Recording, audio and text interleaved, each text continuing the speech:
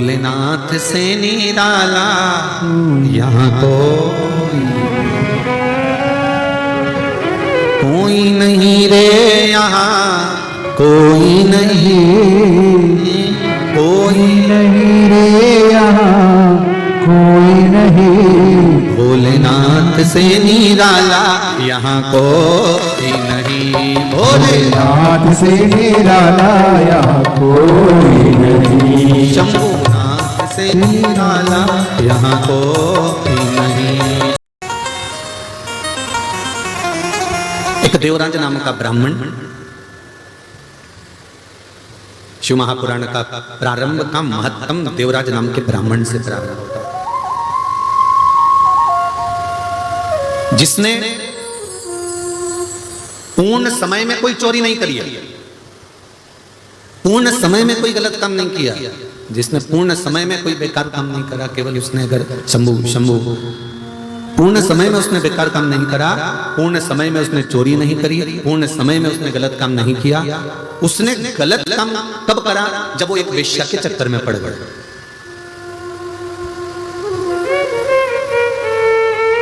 एक वेश्या का संग मिल गया और उस वेश्या का जो संग था, वो वेश्या के संग ने इसको पकड़ रखा। उसकी आसक्ति, काम, तृष्णा, उसने इसको खींच रखा था। और उस आसक्ति के कारण, उस काम के कारण, उस तृष्णा के कारण वैश्या ने एक बार इससे कह दिया कि मुझे रानी के गले का हार चाहिए। तो ये हार चुराने के लिए गया और चोरी कर लेकर आया। तो राजा को मालूम पड़ गया, उसने दूतों को भेज दिया, ये भागता भागता शिव मंदिर में पहुंच गया। आप देखिए, जब तक ये वेश्या के संग में नहीं था, ये वेश्या के संग में नहीं आया था, वेश्या से इसका संबंध नहीं जुड़ा था, तब तक ये जितना कमा रहा था परिवार अच्छे से चला रहा था, जितना ला रहा था उससे इसका परिवार चल रहा था, जितना इकट्ठा कर रहा था उससे इसका पूरा परिवार आराम से चल रहा था, परिवार में कोई तकलीफ नहीं थी। जितने भी आप हो, संसार के जितने लोग हैं जो शिव महापुराण की कथा सुन रहे हैं, बड़े ध्यान से सुनना। जब तक आप परिवार के प्रपंच में, गलत लोगों के प्रपंच में नहीं पड़ते, तब तक आपकी बहुत सारी कामनाएं या तमन्नाएं नहीं रहती। आप तो भगवान से जब छोटे रहते हो ना, तब भगवान से थोड़ा ही मांगते हो, बस एक छोटा सा घर हो, छोटा सा आनंद हो, भगवान की कृपा हो, मैं रोज मंदिर में पूजन करूं।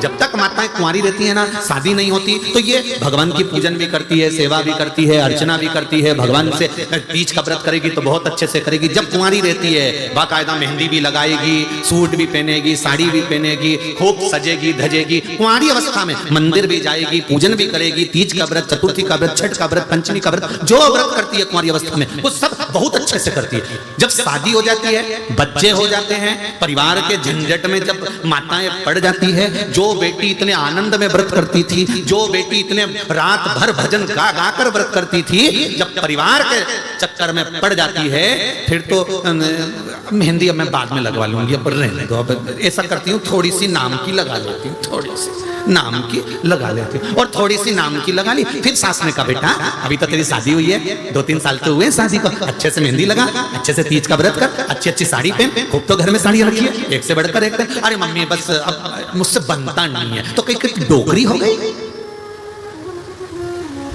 बनता नहीं है। ये किसी एक के साथ नहीं, सबके साथ है। जब गाड़ी नहीं थी, 4 व्हीलर नहीं थी, तब नागनाथ भगवान से, ओड़ा नागनाथ में जाकर, पल्ली बैजनाथ में जाकर, त्र्यंबकेश्वर जाकर भगवान को विनती कर कर आए थे, बाबा बस एक 4 व्हीलर गाड़ी आ जाए, फिर तो जब 15 दिन में, 8 दिन में, 10 दिन में मैं दर्शन करने आ जाऊंगा। भगवान ने कहा चलो प्रैक्टिकल कर लेते हैं। भगवान ने इसको एक 4 व्हीलर गाड़ी दे दी। अब इतना मोजी राम हो गया, सब दूर जाने के लिए गाड़ी है, पर भगवान के धाम जाने के लिए गाड़ी कभी तैयार नहीं होती। जब तैयार करे तब कैंसिल। भगवान भी कह रहे थे, इसीलिए नहीं दे रहा था, इसीलिए नहीं दे रहा था। जब तक शादी नहीं हुई भगवान हरतालिका तीज का व्रत, मम्मी मैं सब तैयारी कर दूंगी। ऑफिस से आएगी, कुंवारी है, ऑफिस से आकर भी तैयारी कर लेगी, खूब आराम से श्रृंगार विंगार करेगी, खूब बड़े प्रेम से शादी नहीं हुई उससे पहले खूब तैयारी, ढोलक बजा बजा के भजन कीर्तन सब करेगी। आसपास में माताओं को भी खिलाएगी, भाभी आना, काकी आना, हमारे यहाँ तीज का व्रत है, हमारे यहाँ तीज का व्रत है, हमारे यहाँ हरतालिका तीज का व्रत है, हमारे यहाँ फुलेरा बनेगा, हमारे यहाँ शंकर जी की पूजन, सबको खिलाई। और शादी होने के बाद में अब 4 बार 5 बार सास कह रही है बेटा अब तो उठ जा, कर ले कुछ थोड़ा बहुत तैयारी कर ले पूजन की। अब तो ऐसा मन उचिष्ट हो गया कि वो कहते हैं ना कि भगवान, कई लोग हमसे कहते हैं कि गुरुजी आप इतना कहते हो कि भगवान का भजन करो, भगवान का भजन करो, तो भगवान प्रकट क्यों नहीं होते? भगवान की कथा कह रही है कि गाड़ी मांगी थी, गाड़ी दे दी, गाड़ी आने के बाद गाड़ी की कीमत घट गई, गाड़ी मांगी, गाड़ी दे दी, गाड़ी की कीमत खत्म हो गई। 2 व्हीलर नहीं थी, 2 व्हीलर मांगी, 2 व्हीलर की कीमत मन से तो खत्म हो गई ना। रानी हार था नहीं था, रानी हार मंगवाया, बड़ा हार मंगवाया, चूड़ी मंगवाई, नहीं तो पीछा पकड़ के बैठी थी, ये मिल जाए मिल जाए मिल जाए, कितना अच्छा लग रहा है, एक बार तो दिला दो, और दिला दिया, फिर उसकी कोई कीमत नहीं है, वो पड़ा हुआ है, वो पड़ी हुई है, वो वॉशिंग मशीन, वो फ्रिज, वो मकान, वो गाड़ी, वो बंगला, सब पड़ा हुआ है, फिर कोई नई आसक्ति आ गई, अब ये चीज मिल जाए, वो चीज मिल जाती है, फिर उसकी आसक्ति खत्म हो जाती है, अब इसमें कोई मन नहीं है, इसमें कोई आनंद नहीं है। उसी तरह शिव महापुराण की कथा कहती है कि भगवान प्रकट क्यों नहीं होता? भगवान ने कहा तूने पूजन अर्चना करी और मैं प्रकट हो गया तो तेरी मुझे पाने की आसक्ति फिर खत्म हो जाएगी, फिर तू मुझे पाएगी निश्चित। इसलिए भगवान चाहता है कि यह आसक्ति आपके भीतर, परमात्मा को पाने की आसक्ति आपके भीतर प्रकट रहे, आपके भीतर प्रकट। इसीलिए कहा शिव अर्चना का सुख ही दूसरा। शंकरा शंकरा गौरी गौरी शंकरा। जो जिस भाव से भगवान को रिझाता है, जो जिस भाव से भगवान को कहता है, भगवान उस भाव से उसको मिलता है। भगवान प्रकट कभी नहीं होगा, भगवान तुम्हारे सामने आएगा कभी नहीं, पर यह निश्चित है कि तुम्हारा भगवान काम कर कर चले जाएगा। एक पत्र शिव महापुराण कह रही है, देवव्रत नामक का ब्राह्मण एक वैश्या का संग पाकर अपने जीवन को नष्ट कर दिया। देख पर हमने तो जहां तक सुना है कि मुट्ठी बांधे आया जग में, राधे हाथ पसारे जाएगा, और क्या तू लेकर आया जग में, क्या तू ये मत बोलो क्या तू लेकर जाएगा, लेकर जाओगे। जो हिंगोली वालों तुमने 7 दिन की शिव महापुराण की कथा इस हिंगोली नगर में श्रवण करी है, ये तुम्हारा पड़ोसी लेकर नहीं जाएगा, ये अपन अपने साथ लेकर जाएगा, ये कोई दूसरा लेकर जाने वाला नहीं है।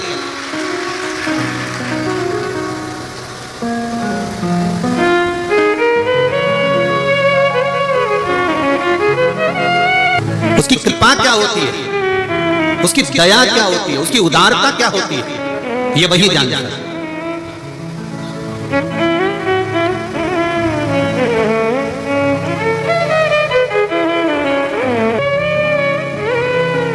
हम भगवान को गिनकर ना दें और भगवान से हम गिनकर ना ले, हम तो केवल अपना कर्म करें। हमारे मन में यह भी बात नहीं आना चाहिए कि हमने एक शिव महापुराण की कथा सुनी, 2 सुनी कि 3 सुनी कि 4 सुनी, हम तो भगवान का भजन कितना कर सकते हैं। वो कहते ना एक ग्वाल, भगवान को आपसे कुछ नहीं चाहिए, कुछ भी परमात्मा को नहीं चाहिए आपसे। महाराज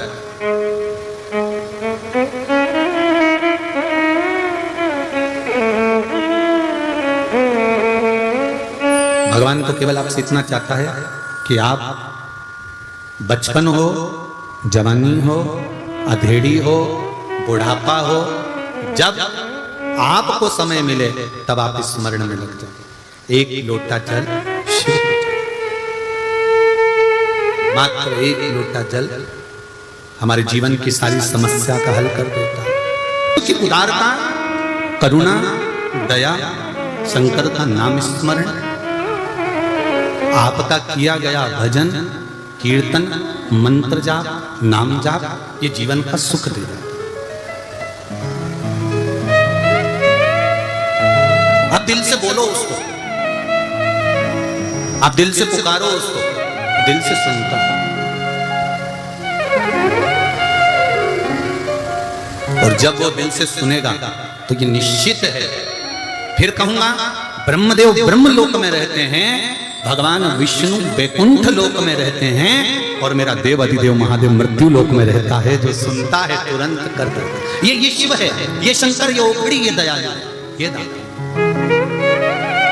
ब्राह्मण एक वैश्या का संग पकड़कर अपने जीवन को नरक बना लिया। कभी कभी ऐसा योग बन जाता है, कभी कभी ऐसा समय आ जाता है कि हमारी चलती हुई अच्छी गाड़ी, हमारा चलता हुआ अच्छा समय, हमारा चलता हुआ अच्छा जीवन किसी थोड़े से लोभ में, काम में, आसक्ति में, तृष्णा में, वासना में फंस कर नरक हो।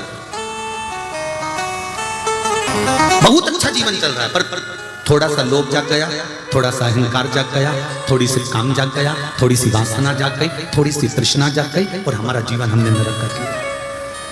हमने अपना जीवन पूरा नरक कर लिया, उसमें हमने कोई सुख भोगा ही नहीं थे। शिव कथा कह रही है महाराज, देवराज ने वो एक वैश्या का संग पाकर गलत कर्म कर लिया, और उस वैश्या के कहने पर राजघराने में पहुंचकर चोरी कर ली। चोरी का हार लेकर चला, उसके पीछे राजा के दूत दौड़ने लगे। सैनिक दौड़ते दौड़ते दौड़ते दौड़ते उसके पीछे गए। वो दौड़ता हुआ शिव जी के मंदिर में छुप गया, जहां शिव महापुराण की कथा चल रही थी। थोड़ी सी कथा उसकी श्रवण में गई, थोड़ी सी कथा उसके कानों में गई, और जो कथा उसके कानों में गई, उस कथा का फल क्या मिला कि बाहर निकला, बेलपत्री के वृक्ष के नीचे उसके प्राण छूट गए। रुद्राक्ष की माला, भस्म का तिलक, चंदन, बेलपत्र, जो शिव को समर्पित होने वाली वस्तु है, वो साधारण होती ही नहीं है। शंकर भगवान कहते हैं, मुझे चढ़ने वाली संपूर्ण सामग्री जितनी भी है, इसकी कोई कीमत नहीं है। शंकर कहते हैं, मुझे चढ़ाने वाली वस्तु की कीमत नहीं होती, जो चढ़ा रहा है। शिवजी कहते हैं, चढ़ने वाली वस्तु की कीमत नहीं है, पर जो चढ़ा रहा है मेरे मंदिर में आकर, शिव कहते हैं, मैं उसको कीमत वाला बना देता हूं। वस्तु की कीमत नहीं होती, पर शंकर के पास जो पहुंचा है, शिव के नजदीक में जो पहुंचा, शंकर के पास जो गया, शिव के पास पहुंचकर जिसने वस्तु समर्पित करी है, शिव कहते हैं, मैंने उसको कीमत वाला बना दिया, मैंने उसको कीमती बना दिया। देवराज बेलपत्री के वृक्ष के नीचे प्राणों को त्यागा। यम के दूत बंदी बनाने के लिए आए, नहीं ले जा सके, क्योंकि शंकर के गण वहीं पर खड़े हुए।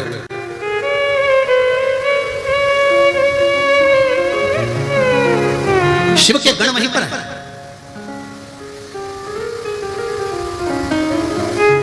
हम इसको लेने के लिए आए, पापी है। ब्राह्मण होकर वैश्या का संग करा, ब्राह्मण होकर काम में डूबा रहा, ब्राह्मण होकर चोरी करी, ब्राह्मण होकर लोभी रहा, ब्राह्मण होकर गलत कर्म करा। इसलिए हम इसको लेने के लिए।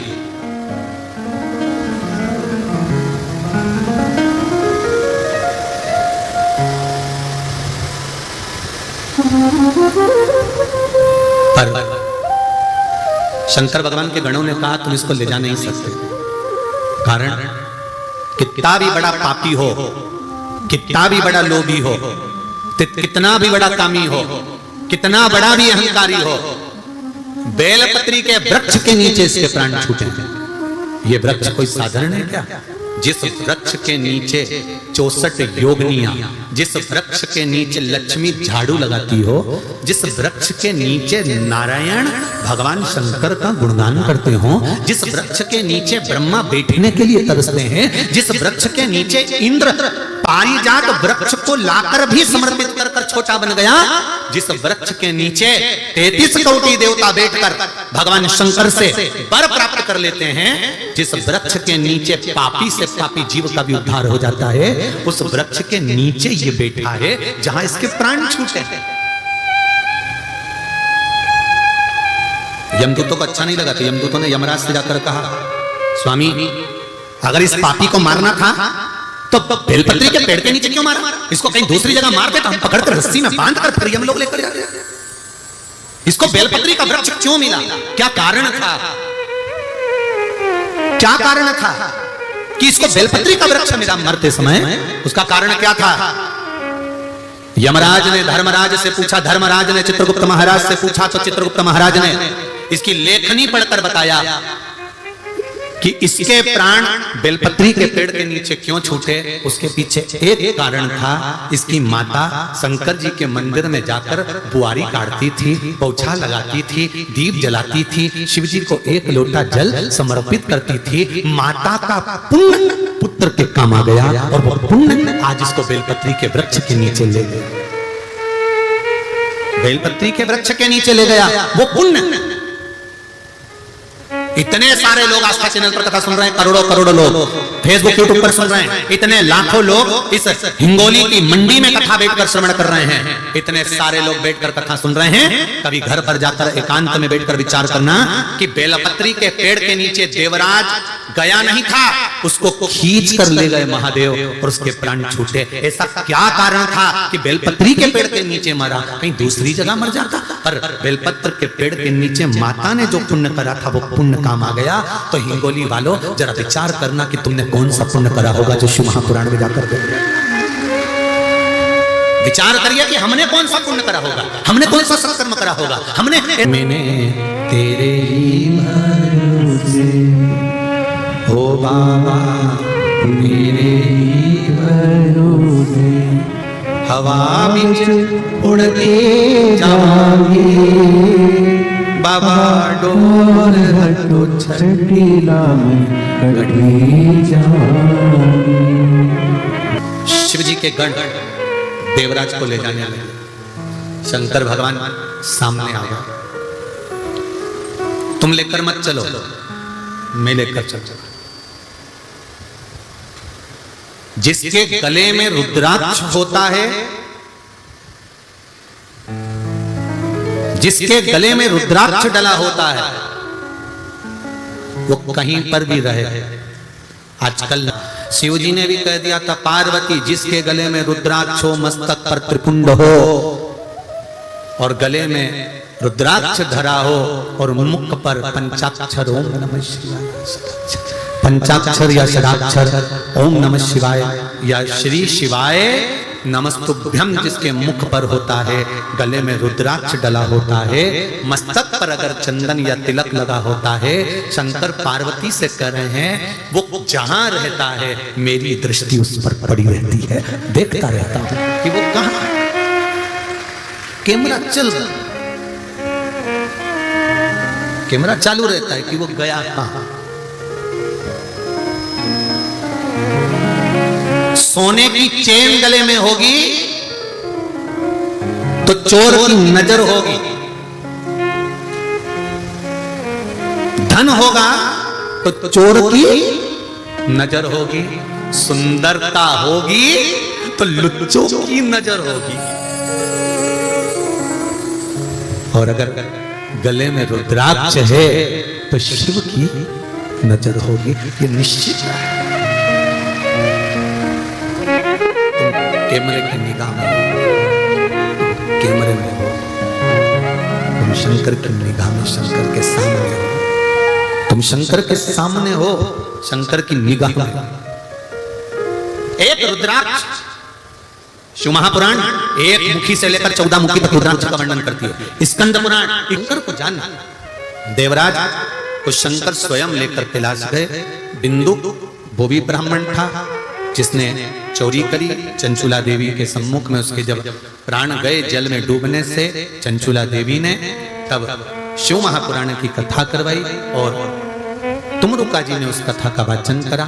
शंकर पार्वती जी ईश्वर जी और गोरा जी बने, गणा और गौर बनकर कथा श्रवण करने के लिए जाते हैं। ईश्वर जी गोरा जी आ रहे हैं, जोरदार ताली बजाकर स्वागत करें। बहुत सारे शंभु शरणे मांगू घड़ी रे दुख काटो, दया करी नगर शरण आओ, दया कर